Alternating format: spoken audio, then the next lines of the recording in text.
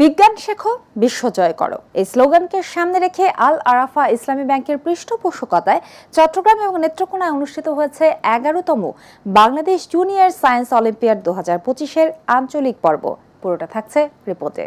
আল Arafah Islami bank 11তম Bangladesh junior science olympiad 2025-এর আঞ্চলিক পর্ব চট্টগ্রাম ও নেত্রকোনায় অনুষ্ঠিত হয়েছে। চট্টগ্রামের CDA public school and college এবং নেত্রকোনার দত্ত উচ্চ বিদ্যালয়ে বিভিন্ন জেলার সহস্রাধিক শিক্ষার্থী এই অলিম্পিয়াডে অংশগ্রহণ করে। এর আগে ঢাকা, খুলনা, রাজশাহী ও রংপুর বিভাগের শিক্ষার্থীরা আঞ্চলিক পর্বে অংশগ্রহণ করে। বিভাগীয় পর্যায়ে আয়োজিত আঞ্চলিক অলিম্পিয়াডের মাধ্যমে সারা দেশ থেকে নির্বাচিত 60 জন শিক্ষার্থী বিডিজেএসও এর জাতীয় পর্বে অংশগ্রহণ করবে। আঞ্চলিক পর্ব চট্টগ্রামের আয়োজনে উপস্থিত ছিলেন বাংলাদেশ ওপেন সোর্স নেটওয়ার্কের সভাপতি মুনির হাসান, চট্টগ্রাম প্রকৌশল ও প্রযুক্তি বিশ্ববিদ্যালয়ের গণিত বিভাগের অধ্যাপক ডক্টর উজ্জ্বল কুমার দেব, পদার্থবিদ্যা বিভাগের অধ্যাপক ডক্টর অনিমেষ চক্রবর্তী, চট্টগ্রাম বিশ্ববিদ্যালয়ের জেনেটিক ইঞ্জিনিয়ারিং অ্যান্ড বায়োটেকনোলজির অধ্যাপক ডক্টর আদনান মান্নান, চট্টগ্রাম মেডিকেল কলেজের ডায়াবেটিস ও হরমোন বিভাগের প্রধান অধ্যাপক ডক্টর ফারহানা আক্তার, ব্যাংকের executive vice president Jamshed Ahmed Chowdhury, CDA public school and কলেজের অধ্যক্ষ আবু হেনা মোহাম্মদ মুস্তফা জামাল।